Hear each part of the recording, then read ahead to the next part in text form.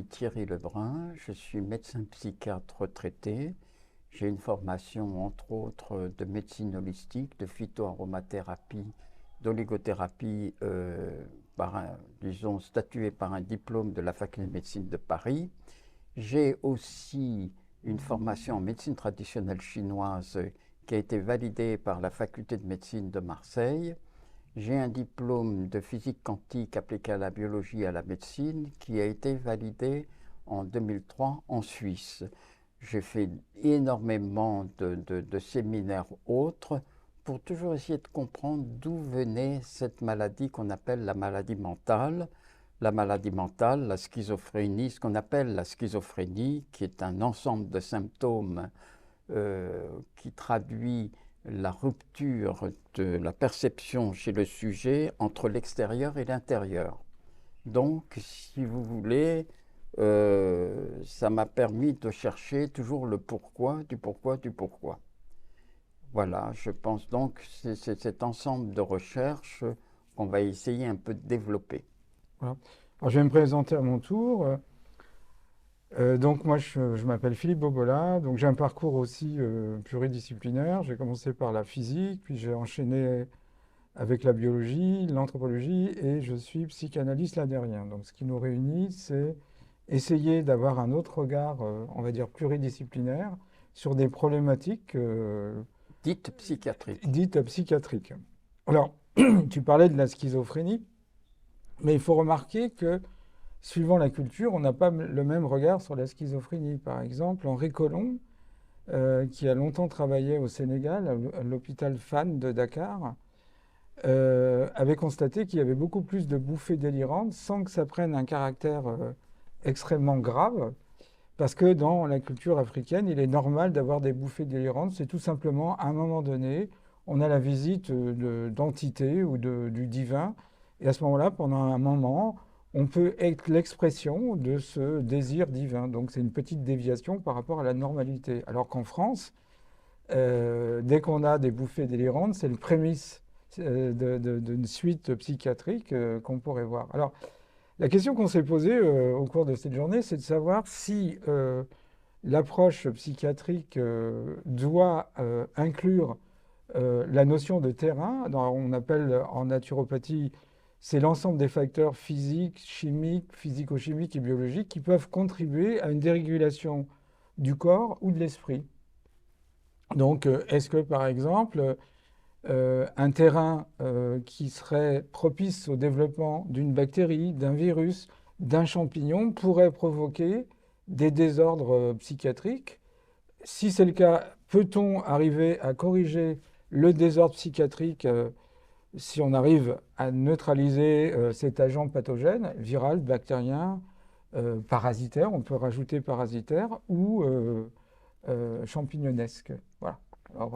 Alors, je vais répondre à cette question. Dans ma pratique de psychiatre pendant à peu près 40 ans, j'ai passé mon temps à rechercher le pourquoi du pourquoi, tout en me disant que pour faire un symptôme, une maladie, il faut 3 causes.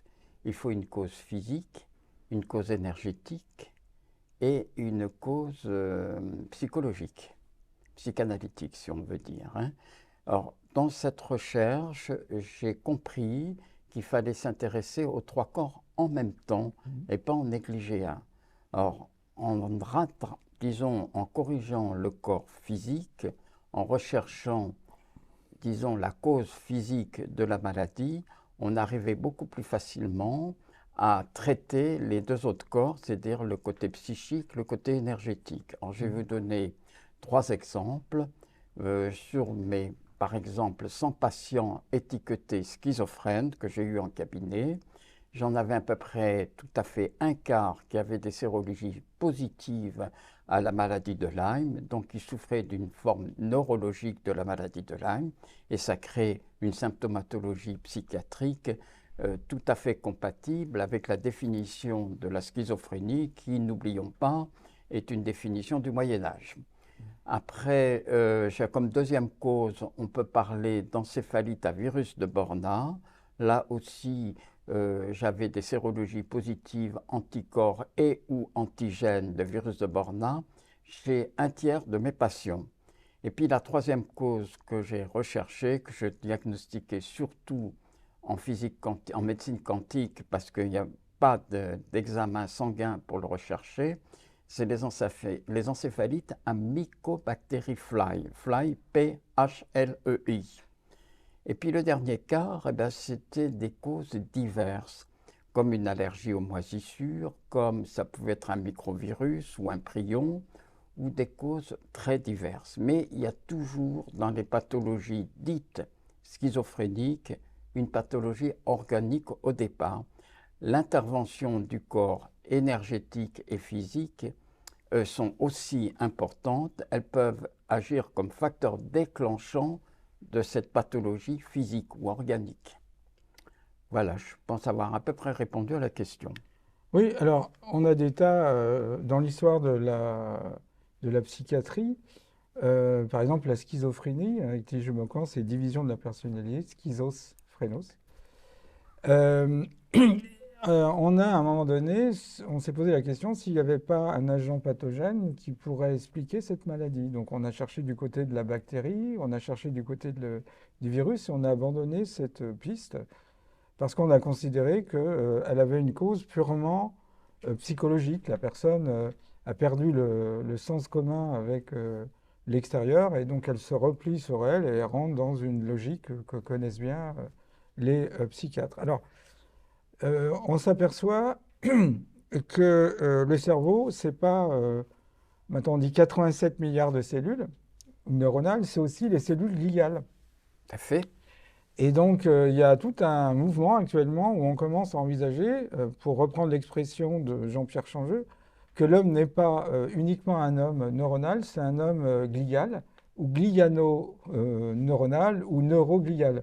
En tout cas, la cellule gliale joue un grand nombre. Et parmi les cellules gliales, il y a les cellules de la microglie, qui sont la défense immunitaire, les macrophages du cerveau. Donc on peut très bien envisager, c'est une hypothèse qu'on fait, hein, on n'apporte pas de preuves flagrantes, mais qu'un virus qui aurait pu passer la barrière hémato-encéphalique ou une bactérie puisse déclencher une action de la part des cellules microgliales. Et ces cellules jouent un grand rôle puisqu'on s'aperçoit qu'elles peuvent contrôler la décharge des neuromédiateurs. Elles sont capables de produire elles-mêmes des neuromédiateurs comme la décérine. Elles sont capables de provoquer une synchronisation dans la décharge des neuromédiateurs. Elles sont également impliquées, ces cellules gliales, dans l'homéostasie du cerveau, réguler le pH, réguler plein de choses. Mais ces cellules gliales pourraient très bien réagir. Et à ce moment-là, si on a un déséquilibre au niveau des neuromédiateurs, eh ben, ça pourrait expliquer, au moins le scénario peut tenir debout, que la personne, sous l'effet d'un agent pathogène et réaction de la défense immunitaire du cerveau, donc les cellules microgliales, avoir ces épisodes psychotiques. Certes, mais moi j'ai toujours fait intervenir aussi dans le pourquoi, du pourquoi de ces pathologies, je veux dire infectieuses ou toxiques au niveau neurologique, le rôle de la barrière hématoménagée, qui est la Oui. protection physiologique du cerveau, et que les gens qui ont une bonne barrière hémato-méningée ou barrière encéphalique sont à l'abri de ce genre de pathologie. Or, à l'heure actuelle, avec l'explosion des téléphones portables qui sont utilisés n'importe comment, sans protection, les Wi-Fi, la jeune génération qui dort avec des portables sous l'oreiller, engendre que les maladies psychotiques sont en nette augmentation aujourd'hui et qu'on est de plus en plus confronté à ce genre de pathologie. Alors, c'est multifactoriel. Moi, je pense que c'est multifactoriel. Vous avez des familles où le contexte psychanalytique ou psychologique est déplorable et il n'y a pas de pathologie psychotique. Et puis vous avez des familles où tout semble baigner dans l'harmonie, où on a des pathologies psychotiques. Donc, quelque part, je pense que le contexte psychologique intervient déjà sur des terrains fragilisés. Je pense que la notion qu'il faut aujourd'hui développer en psychiatrie, c'est la notion de terrain qui produit le symptôme. Et ça, on en est très très loin. Je dirais que même on est en régression. J'ai eu comme pratique, je vais vous donner un exemple, une personne qui a fait 5 ou 6 bouffées délirantes, qui était modiste, qui avait un bon métier, qui a tout perdu, son compagnon, qui a perdu, il y avait une fille, donc elle a gardé la fille. Heureusement que sa mère était là pour s'en occuper. Et je l'ai eue en tant que patiente à sa 6e bouffée délirante. Alors, je reçois sa mère qui me dit, docteur, écoutez, à chaque fois que ma fille fait une bouffée délirante, elle a les yeux qui sortent de la tête. Je dis, mais vous l'avez toujours dit aux autres? Elle me dit oui, mais ils n'ont jamais réagi. C'est un signe de l'hyperthyroïdie. Donc j'ai immédiatement fait une prise de sang, un bilan sanguin, où effectivement on était face à une hyperthyroïdie plus. Mais cette personne a perdu 15 ans de sa vie, parce qu'elle était psychiatrisée, avec des traitements dont elle n'avait pas besoin. Donc ce que je reproche à beaucoup de psychiatres actuellement, c'est de passer à côté de ce genre de symptômes grossiers. Donc cette personne, on a soigné sa thyroïde, hélas, on n'a pas pu la garder parce que c'était trop grave, la thyroïde, je parle. Donc elle a une ablation de la thyroïde, mais elle est sortie de la psychiatrie. Elle n'a plus jamais fait de troubles psychiatriques, n'a plus jamais eu besoin de neuroleptiques ou autre. Alors ça, il ne faut pas oublier aussi que j'ai eu un autre cas clinique qui était un peu typique. Un jeune homme qui, à l'âge de 18 ans, jardinier de la ville de Marseille, qui fait une bouffée délirante à 18 ans, au mois d'octobre. Il fait la même l'année d'après, au mois d'octobre, et il en fait une 3e l'année suivante, au mois d'octobre. Donc, une bouffée délirante à 18, 19 et 20 ans. Et lui, bon, il était hospitalisé en secteur fermé, puis dès qu'il sortait, dès qu'il allait mieux, il foutait son traitement à la poubelle en disant « Qu'est-ce que c'est ce traitement? Je ne peux même pas tenir un râteau, je ne peux pas retourner au travail. » Et il vient me voir au mois de mars, je ne sais pas comment il avait eu mes coordonnées, en me disant, voilà, si je fais une 4e bouffée délirante en octobre, je me jette du haut du Cap Canaille. C'est à Cassis, donc c'est du haut de falaise, là on sera de pain. Alors je pratique un bilan sanguin très précis, où ressort une allergie aux moisissures plus. On est au mois de mars. Je prends mon téléphone, je téléphone à une consoeur gastro-entérologue à qui je raconte l'histoire et je lui demande est-ce que ces bouffées délirantes viennent de cette allergie aux moisissures? Elle me dit oui. Ah bon? Mais on est au mois de mars, il ne fait pas de bouffées délirantes, qu'est-ce que tu me racontes? Elle me dit attends, ça vient du raisin. Demande-lui s'il mange du raisin l'été. Je dis ne coupe pas, j'interroge mon patient, je lui dis est-ce que tu prends du raisin l'été? Il me dit bah oui, mon père il a une vigne, je mange du raisin tout l'été, et puis à la fin de la saison du raisin, mon grand-père va chercher toutes les grappes moisies qui restent dans la vigne et fait une boisson qui est typique de Provence, la piquette. Et chaque année, 8 jours après que toute la famille buvait la piquette, dont lui faisait une bouffée délirante. Donc, je lui ai dit, bon, ben, la piquette terminée. Il a supprimé tous les aliments moisis de son alimentation et en attendant, j'ai traité le terrain du pourquoi cette allergie aux moisissures.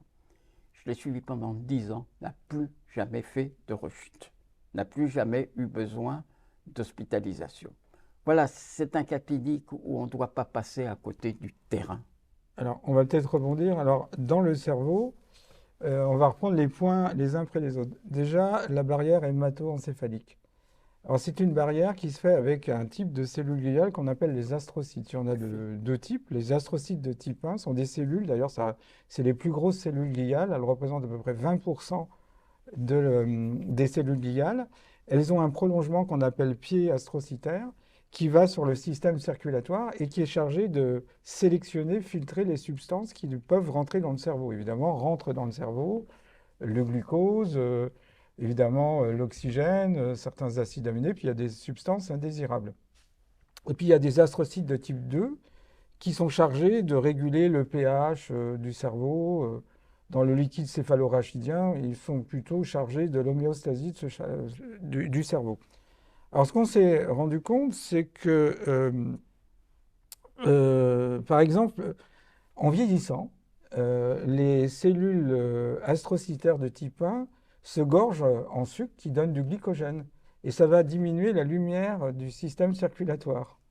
Et il y a moins de sang qui passe, donc moins d'oxygénation. Or, la différence entre les cellules neuronales et les cellules gliales, c'est que les cellules neuronales sont des cellules qui ont besoin d'oxygène.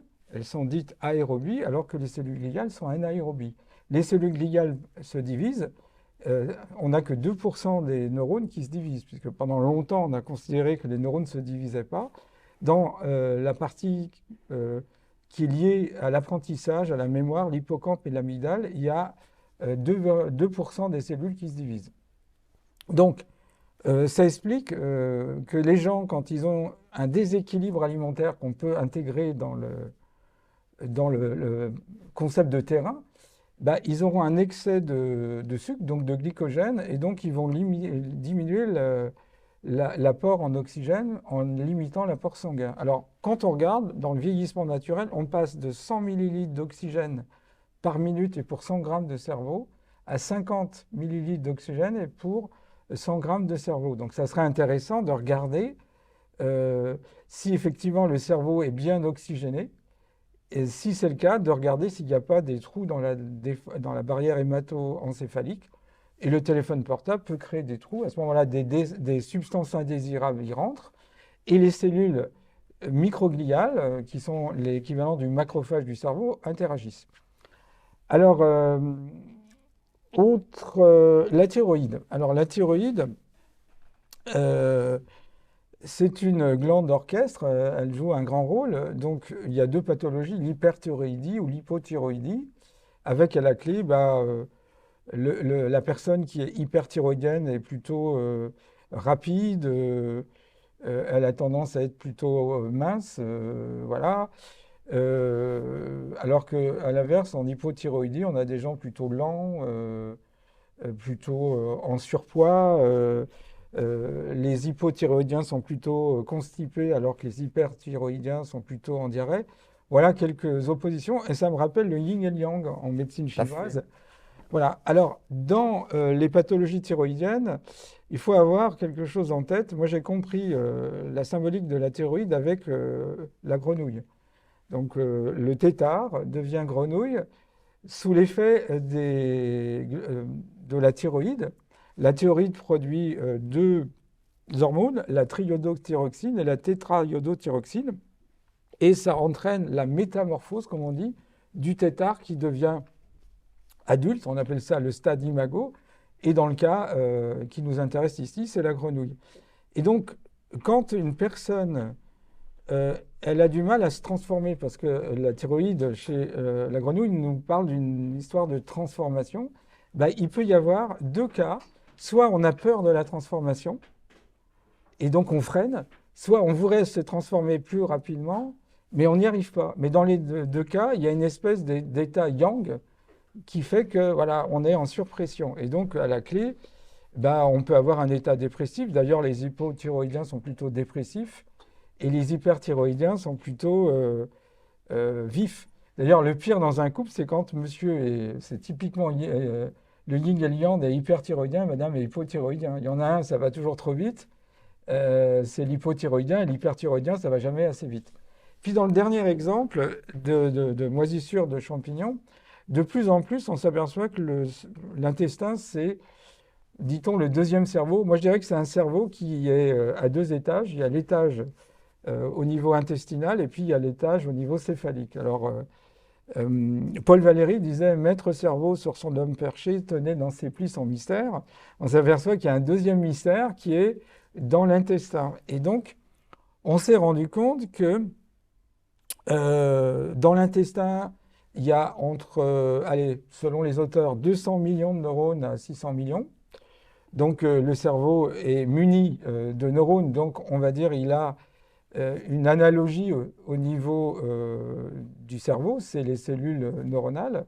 On s'est rendu compte aussi que la plupart des pathologies en termes de santé publique, l'allergie, le surpoids, qu'on appelle l'obésité, la maladie d'Alzheimer, la maladie de Parkinson, la dépression nerveuse, la schizophrénie, il y a souvent une inflammation chronique de l'intestin. Donc, on a une défense immunitaire. Si à un moment donné, on a des substances allergiques ou allergisantes, en tous les cas, il y a une intolérance alimentaire, à ce moment-là, ça peut entraîner une dérégulation des 600 à, on estime entre 700 à plus de 1000 bactéries différentes. Donc il peut y avoir des bactéries qui, dérégulées, viennent occuper un terrain qui n'est pas le leur. Et donc ça va entraîner un déséquilibre bactérien et on va faire en sorte qu'il y aura des bactéries pro-inflammatoires. On peut même avoir des films bactériens sur un nerf crânien très important qui est le nerf vague. Et on s'est rendu compte que des gens pouvaient être dépressifs parce qu'ils avaient une intolérance alimentaire.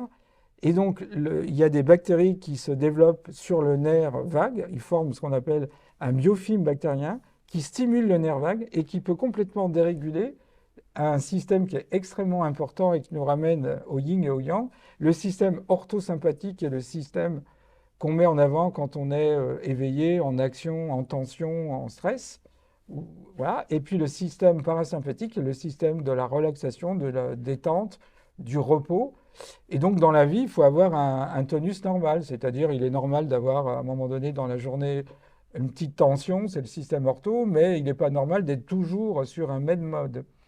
Donc, on pourrait dire que dans le cas de on fait faire l'hypothèse que cette intolérance aux moisissures de raisin, donc à un champignon, aurait dérégulé son microbiote intestinal, qui a probablement été l'origine de ces bouffées délirantes. Et la meilleure preuve, c'est que quand on règle le problème alimentaire, les bouffées délirantes disparaissent. Donc, ça veut dire qu'on est en train d'élaborer la notion de terrain en disant le terrain, c'est ce qu'on mange, faire attention aux aliments allergiques, allergisants, intolérants. C'est également un environnement dans lequel on est. Ça peut être aussi des agents pathogènes. Donc, on définit un terrain psychologique comme étant l'ensemble des processus physiques, chimiques, physico-chimiques, biologiques et psychologiques, j'ajouterais énergétiques, qui peuvent contribuer au déséquilibre d'un individu, aussi bien au niveau de son énergie qu'au niveau mental, qu'au niveau physique. Voilà.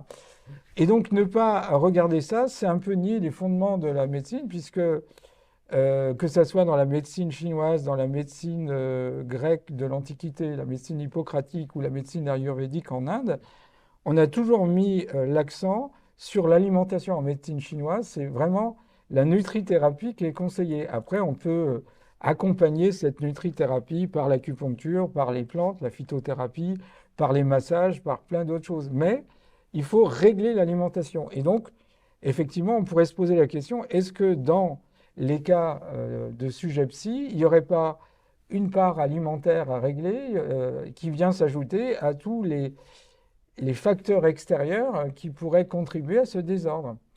Et on voit bien que, par exemple, une société malade, c'est la question que s'était posée l'ethno-psychologue Georges Devreux, peut rendre un individu malade.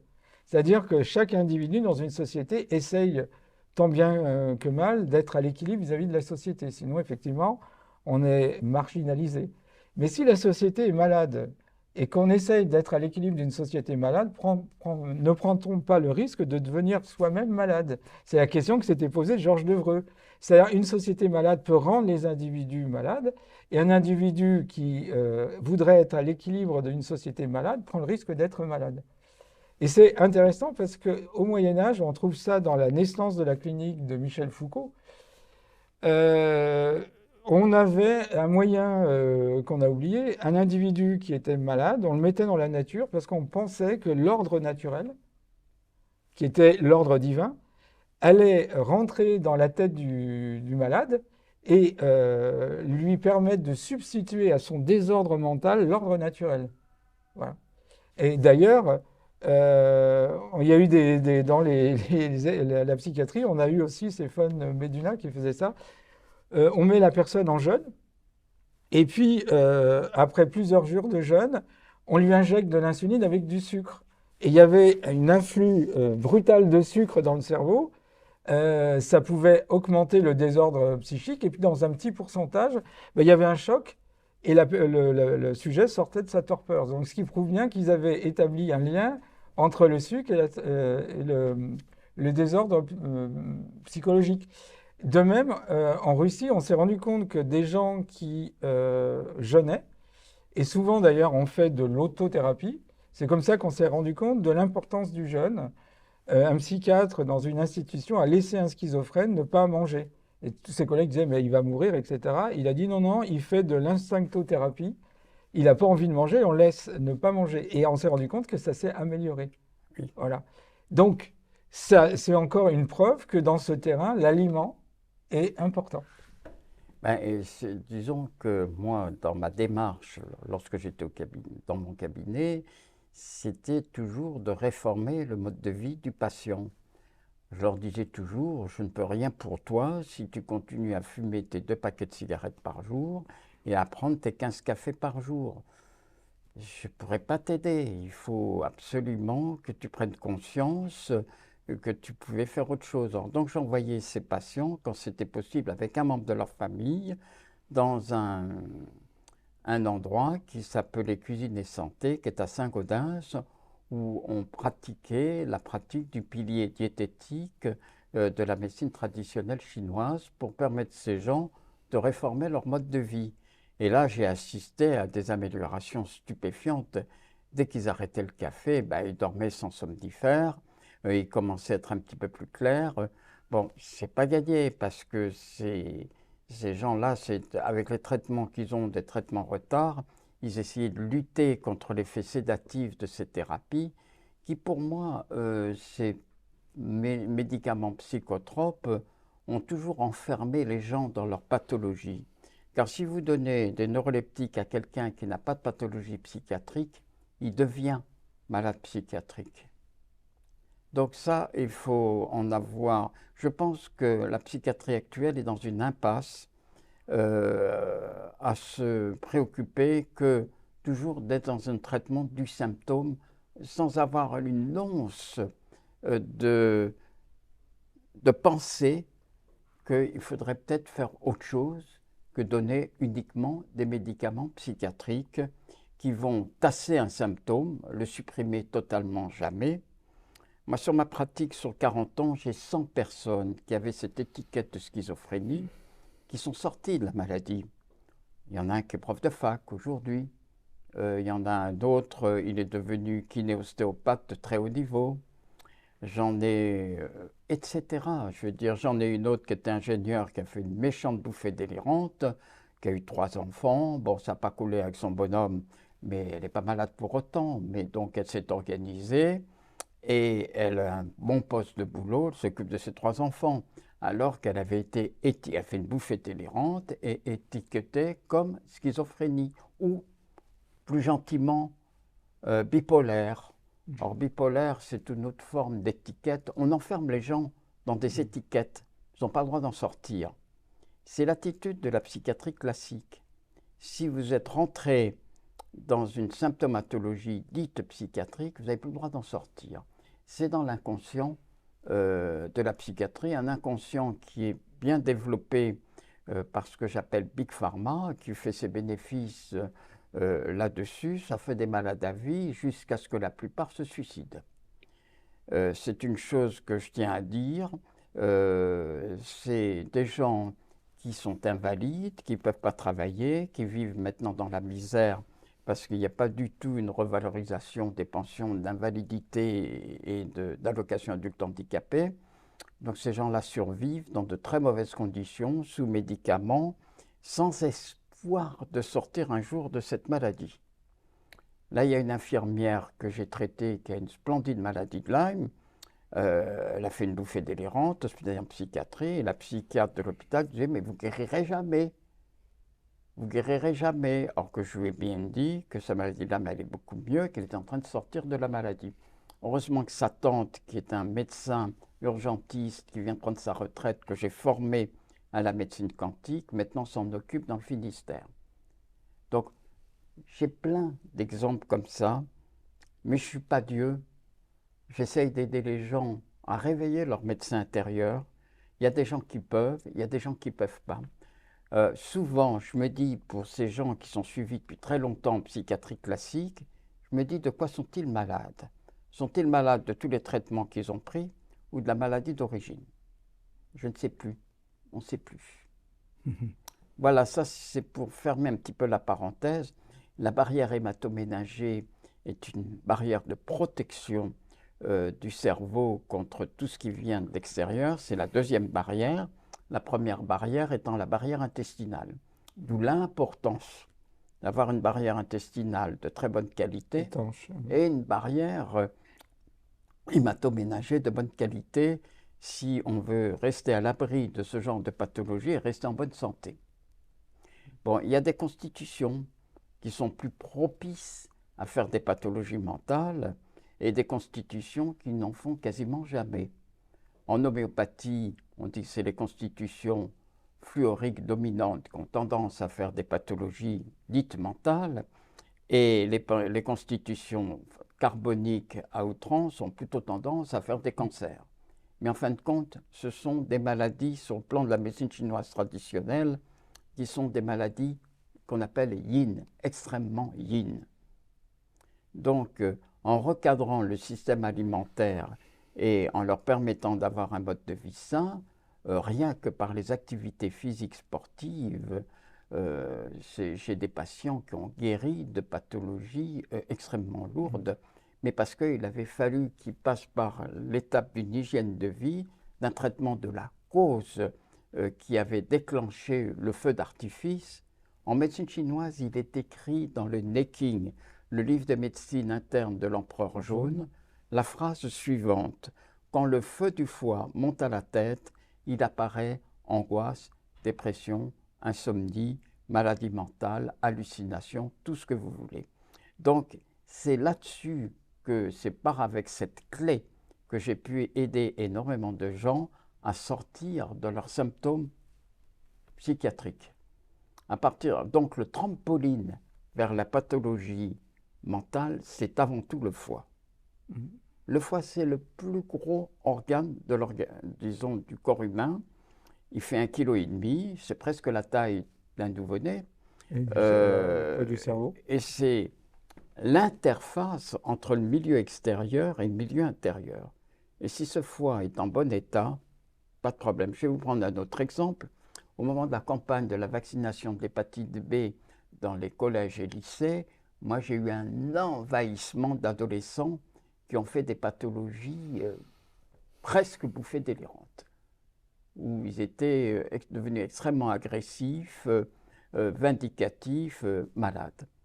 Et il a fallu tout simplement que j'utilise des procédés de médecine quantique, des procédés homéopathiques de dégagement du vaccin pour avoir un retour à la normale extrêmement rapide, surtout si je les avais juste, disons, quelques jours après la vaccination. On a le même problème avec le ROR, vaccin ROR, rougeole, oreillon, rubéole, où un épidémiologiste anglais pédiatre a établi qu'il y avait 1,5% d'autisme derrière ce vaccin. Naturellement, ça va sur des terrains qui sont prédisposés. On peut pas. Le vaccin, pour moi, là, a un effet déclenchant. La même chose pour le vaccin de l'hépatite B. Je ne suis pas du tout contre la vaccination. Je suis pour une vaccination intelligente, avec des vaccins sans sulfate d'aluminium. J'aimerais qu'on ait des vaccins tels qu'ils existent dans la médecine vétérinaire, qui sont des vaccins beaucoup plus propres pour les chiens et les chats que pour les humains. Mais dans un but lucratif, on fabrique des vaccins de mauvaise qualité. Alors, Henri Laborie, qui a été à l'origine du premier psychotrope, comme on dit, qui est la chlorpromazine, encore appelée l'arjactyle, s'est rendu compte à la fin de sa vie que finalement, il avait introduit un poison dans l'entreprise, parce que le cadre qui est pressurisé va s'auto-médiquer.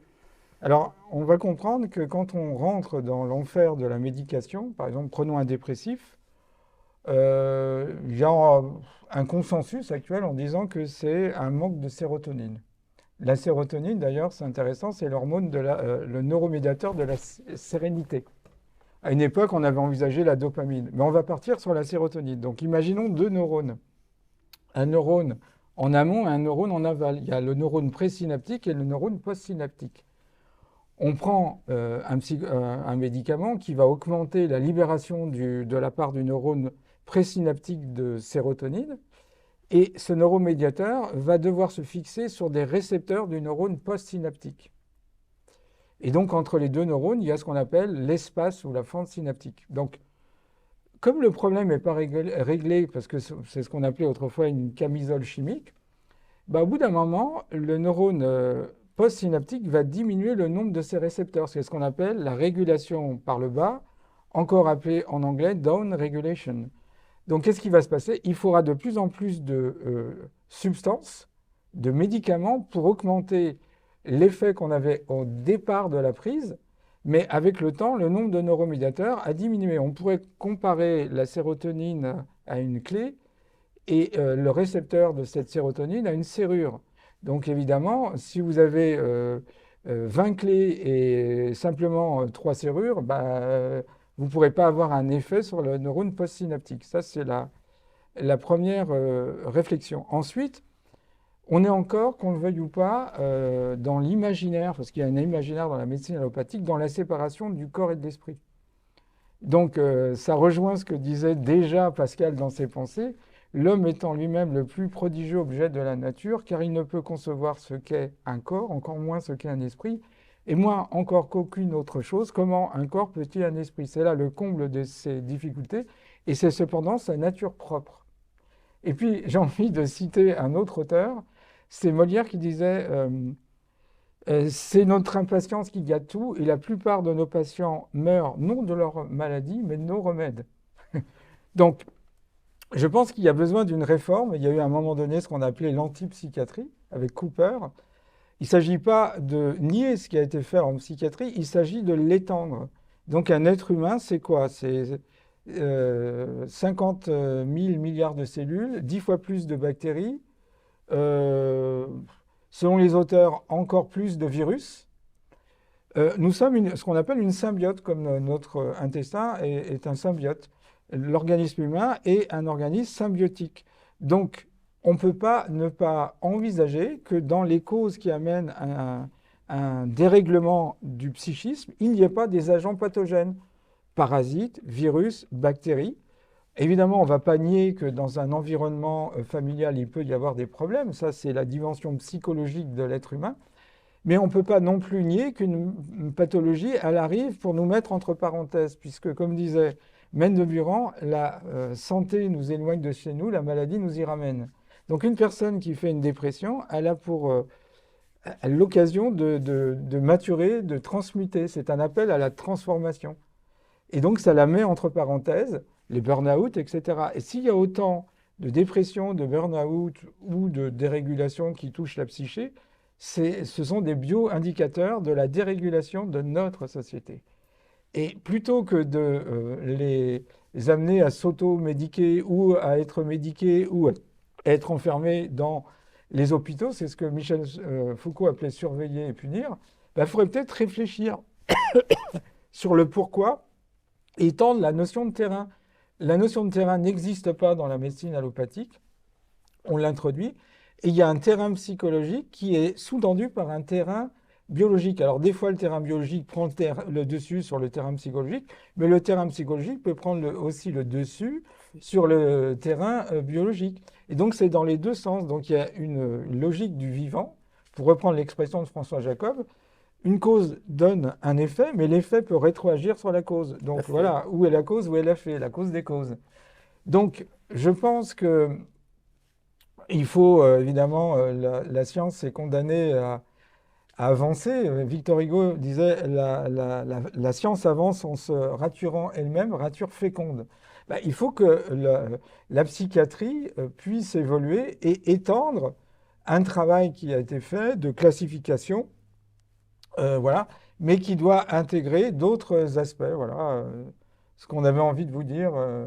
Moi, j'ai envie d'un petit peu de conclure que quand je actais toutes ces recherches auprès de mes confrères psychiatres, ils me regardaient de travers en me disant « Mais pourquoi tu cherches tout ça? Ils n'y iront jamais. » Voilà. où en est la psychiatrie actuelle. Ce n'est pas la peine de se bouger, ils guériront jamais. Tu donnes des médicaments, ça te prend 5 minutes, tu vois 10 patients à l'heure et au moins tu remplis ton compte en banque. Moi qui venais que 2 patients à l'heure en me dépêchant, moi je me faisais torpiller par le système parce que je n'étais pas dans la bonne case. Bon, c'est une chose, je ne pense que c'est un problème de société, que c'est un problème de profit. Je pense qu'aujourd'hui, on est dans une société qui est en fin de circuit et qu'on va atterrir sur une autre société, comme dit Louis Fouché, la nouvelle société de la permaculture, du respect de l'environnement, du respect de l'être humain. Alors pour l'instant, nous sommes en fin de civilisation et je pense que c'est en changeant de civilisation qu'on changera tout ce problème de médecine psychiatrique telle qu'elle est aujourd'hui, en mettant à la place tout simplement la médecine intégrative avec ce qu'elle a de plus positif. Je ne suis pas anti quelque chose, je suis pour qu'on traite ce qu'il y a de mieux pour la personne. Alors moi je dirais qu'effectivement, il y a un changement de paradigme à opérer pour ce qu'Alexandre Zinoviev appelait l'occidentalisme. L'Occident est arrivé en fin de course. Alors déjà, l'irréversibilité de la maladie. Ce qui est intéressant, quand le sida est arrivé dans un tissu culturel africain, pour la culture africaine, la maladie est liée à un esprit. Si on neutralise l'esprit, la maladie n'a plus de raison d'être. Donc ils introduisent quelque chose qui est intéressant, c'est la réversibilité d'une maladie. Ça, c'est la première chose. En Occident, quand on arrive à des pathologies qui touchent la psyché, on pense que c'est irréversible. Donc toute la vie, on sera obligé d'être sous médication et de surveiller. La deuxième chose, effectivement, dans les sociétés traditionnelles, quand on a autant de gens qui font une décompensation, on va dire, bah, la société traditionnelle se remet en cause. Qu'est-ce qui a permis l'émergence ou l'explosion de telles pathologies? Ça veut dire qu'il y a en nous, dans notre culture, des choses à réformer. Ici, on ne fait pas cette réforme. Puis j'ai envie de conclure à la façon de Édouard Bach, qui était médecin et qui a utilisé les plantes, les fleurs de Bach. Il disait: la maladie n'est ni punition ni cruauté, elle est en tout et pour tout le correctif dont se sert notre âme pour nous indiquer nos travers, nos défauts, pour nous éviter de produire des erreurs graves et pour nous empêcher d'en produire encore plus, de produire encore plus de dégâts et surtout pour nous ramener sur le chemin de la lumière et de la vérité que nous n'aurions jamais dû quitter. Donc pour chaque personne, il y a un chemin de lumière et de vérité que la pathologie nous amène à recontacter. Et comme disait Yvan Amar, la guérison se présente à nous, peut-être pourrez-vous la saisir. Voilà. Merci. Merci.